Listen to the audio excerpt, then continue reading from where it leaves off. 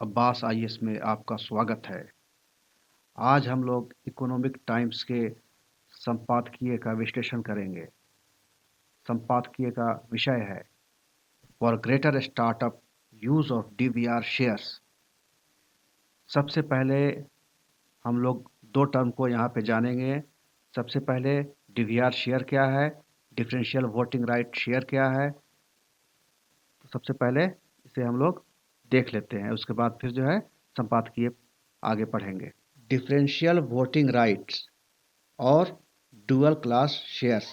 Dual class shares जो है ये इंटरनेशनली यूज़ करते हैं और इंडिया में हम लोग इसे डिफरेंशियल वोटिंग राइट्स बोलते हैं।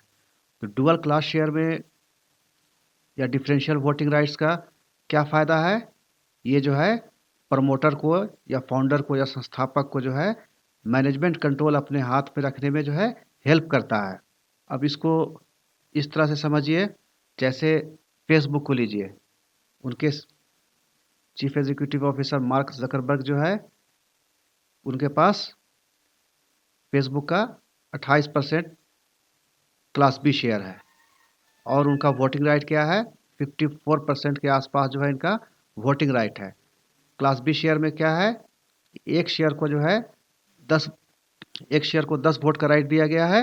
तो डिफरेंशियल वोटिंग राइट्स, डिफरेंशियल का मतलब डिफरेंट, अलग अलग, जुदा जुदा। तो डिफरेंशियल वोटिंग राइट्स से क्या फ़ायदा होगा, जो संस्थापक है वो जो है मैनेजमेंट पे कंट्रोल रख पाएगा, क्योंकि जो टेक्नोलॉजी से रिलेटेड कंपनियां होती हैं, जैसे वो फेसबुक हो गया, माइक्रोसॉफ्ट हो गया, ये सब कंपनी को जो है, जो उसके फाउंडर हैं, जो संस्थापक हैं, वो बेहतर ढंग से समझते हैं कि इसे आगे कैसे ले जाना है। अगर उनके पास डिफरेंशियल वोटिंग राइट्स नहीं रहेगा तो एक टाइम के बाद उन्हें कंपनी से निकलना पड़ सकता है। इसीलिए जो है खास करके जो है स्टार्टअप्स के लिए जो है इंडिया में डिफरेंशियल वोटिंग राइट्स की बात चल रही है। और दूसरा एक शब्द है बूट स्ट्रैप। कंप्यूटर में हम लोग इसे तो बहुत यूज़ करते हैं, लेकिन यहाँ पे जो मतलब है कि जो बिजनेस को जो है स्टार्ट करना जो है, बहुत बाहर के आउटसाइड हेल्प जो है बहुत कम लेना। बाहर से जो है सारा रिसोर्सेज जो है खुद से ही जो है स्टार्ट करना, सारा रिसोर्सेज जो है खुद से ही जमा करना जो है, और बाहर से जो है दूसरी कंपनियों से जो है विदेश से या दूसरे लोगों से जो है very little money put in from outside. ये बूट स्ट्रैप हुआ। To build a business with very little money put in from outside, खुद से ही जो है रिसोर्सेज मोबालाइज करके कंपनी को खड़ा करना। अब हम लोग एडिटोरियल को समझने में अब जो है आसानी होगी। The national payments corporation of India's note to WhatsApp to offer payment services using the unified payments interface will make the market for payment services more competitive. National payment corporation of India NPCI ने WhatsApp को UPI के through जो है payment services start करने के लिए जो है अनुमति दे दी है। इससे पेमेंट सर्विस का मार्केट जो है ज़्यादा कंपटिटिव हो जाएगा। ये national payment corporation of India क्या है, ये एक अम्ब्रेला ऑर्गेनाइजेशन है। किस लिए, for operating retail payments and settlement system in India. और इसके बहुत सारे प्रोडक्ट्स हैं, जैसे रुपे हुआ, यूपीआई हुआ, ये सब जो है। और national payment corporation of India जो है ये रिजर्व बैंक ऑफ इंडिया और इंडियन बैंक्स एसोसिएशन का इनिशिएटिव है। तो हम लोगों ने अभी एनपीसीआई के बारे में जाना, national payment corporation of India के बारे में, और ये जो है पेमेंट सर्विस स्टार्ट करने के लिए इसकी सहमति की ज़रूरत पड़ती है। और इसने अभी जो है व्हाट्सएप को यूपीआई के थ्रू जो है यूनिफाइड पेमेंट इंटरफेस के थ्रू जो है पेमेंट सर्विस शुरू करने की अनुमति दी है। This is welcome. संपादकीय कहता है कि न्यू एडिशन जो है पेमेंट मार्केट में एक वेलकम मूव है, इसका स्वागत करने योग्य, ये सराहनीय है, इसका स्वागत करना चाहिए। Google pay, Flipkart own PhonePe and Paytm are among the largest UPI payment apps.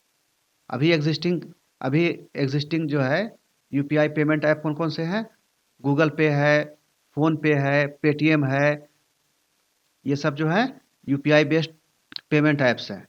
It is ironic that the share of Indian companies in the payments space is smaller than that of foreign companies. ये विडंबना ही है कि Indian company का जो है share जो है payment app में जो है बहुत कम है फॉरेन कंपनीज की तुलना में. Blame India's delay in permitting and encouraging the use of differential voting right shares by startup founders to retain control even while drawing in capital from abroad. Market में कम भारतीय कंपनियों को देख रहे हैं, उसके लिए जिम्मेदार कौन है? इसके लिए संपादकीय बता रहा है कि हम लोग डिफरेंशियल वोटिंग राइट शेयर और डुअल क्लास शेयर को इनकरेज नहीं कर रहे हैं, उसको परमिट नहीं कर रहे हैं. उसमें इसीलिए जो स्टार्टअप के संस्थापक हैं, अगर भारत में स्टार्टअप कंपनियों के पास डिफरेंशियल वोटिंग राइट शेयर्स होगा तो उनके पास वोटिंग राइट्स होगा और जो ये फॉरेन कंपनी से कैपिटल या पूंजी जुगाड़ करती हैं उसकी वजह से कंपनी का कंट्रोल इनके हाथ से नहीं जाएगा. इसलिए डिफरेंशियल वोटिंग राइट शेयर या डुअल क्लास शेयर जो है भारतीय कंपनी के स्टार्टअप संस्थापक के लिए बहुत ज़रूरी है. A product of the application programming interfaces dubbed India Stack meant to make use of Aadhaar and the NPCI's infrastructure for interbank transfer of funds. UPI has revolutionized the digital payment system by onboarding most banks and a rapidly growing customer base. UPI ने digital payment system में क्रांति ला दिया है. ज़्यादातर bank जो है इसमें शामिल हैं और कस्टमर बेस जो है बहुत तेज़ी से बढ़ा है. अब यहाँ पे कुछ वर्ड है, टर्म्स है. API application programming interface. Application programming interface क्या होता है? ये दो एप्लीकेशंस के बीच में, दो कंप्यूटर एप्लीकेशन के बीच में जो है, दो सॉफ्टवेयर के बीच में बात करने के लिए जो है. UPI allows funds transfer at any time of the day from one bank account to another bank account link to a phone number and Aadhaar, bringing down the use of cash, simplifying merchant payments and lowering cost. ये हम लोग जानते हैं, app देखा है, payment app जो है, चाहे वो फ़ोन पे हो, पेटीएम हो और अभी व्हाट्सएप का आया है. तो UPI allows fund transfer eight any time of the day. किसी भी समय जो है एक बैंक अकाउंट से दूसरे बैंक अकाउंट में जो है, जो कि फ़ोन नंबर और आधार से लिंक रहेगा, आसानी से ट्रांसफ़र हो जाता है. इससे क्या हुआ? यूज़ ऑफ कैश घटा और मर्चेंट पेमेंट्स एंड बहुत सिंप्लीफाई हो गया. कहीं भी आप छोटे शॉप पे जा सकते हैं और आसानी से जो है पेमेंट कर सकते हैं अपने मोबाइल से जो है. And lowering cost, use of cash को घटाया है और लाइफ को बहुत कन्वीनियंट बनाया है. Paytm did most to popularise UPI payments and has Indian entrepreneurs at the helm. Paytm जानते हैं हम लोग, ये 2016 में जब नोटबंदी आया था उस वक्त जो है इसने यूपीआई पेमेंट को काफ़ी पॉपुलराइज किया था. और सबसे बड़ी बात है कि यूपीआई जो है इसका मेन मैनेजमेंट जो है भारतीय के हाथ में है, but is substantially owned by foreign capital. लेकिन जो है इसमें जो पूंजी लगी हुई है उसका ज़्यादातर हिस्सा जो है फॉरेन कैपिटल का है, फॉरेन कंट्रीज का लगा हुआ है, खास के कुछ चाइनीज़ कंपनीज के भी. The concern is that when Indian entrepreneurs access foreign controlled pools of funds, they could end up losing control over their companies. अगर जो है पूंजी जो है आपको फॉरेन कंट्रोल फंड से मिल रहा है, दूसरे कंट्री जो है इसमें पैसा लगा रही है, तो कंपनी पे जो है भारतीय एंटरप्रेन्योर जो है उनका जो है कंट्रोल नहीं रह सकता है. इसीलिए जो है हम लोगों ने वहाँ पे एडिटोरियल ने बात किया है डिफरेंशियल वोटिंग राइट शेयर्स का, ताकि जो एंटरप्रेन्योर है, जो भारतीय एंटरप्रेन्योर है, वो कंपनी पे कंट्रोल रह सके. शेयर कम हो उसका, फिर भी वोटिंग राइट उसका ज़्यादा हो, ताकि कंपनी को जो है, जो फंड देने वाले कंपनीज हैं, फॉरेन कंपनीज जो हैं, जो फंड दे रहे हैं, वो उसको टेक ओवर नहीं कर लें.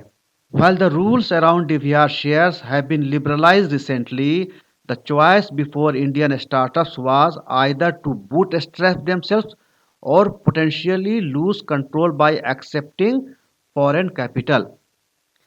अब एडिटोरियल जो है बहुत इंपॉर्टेंट बात कर रहा है। While the rules around AVR shares have been liberalized recently, ये डिफरेंशियल वोटिंग राइट्स से रिलेटेड जो रूल जो है अभी जो है उसमें लिबरलाइज किया गया है, लेकिन इंडियन स्टार्टअप्स के सामने दो चॉइस थे। क्या था?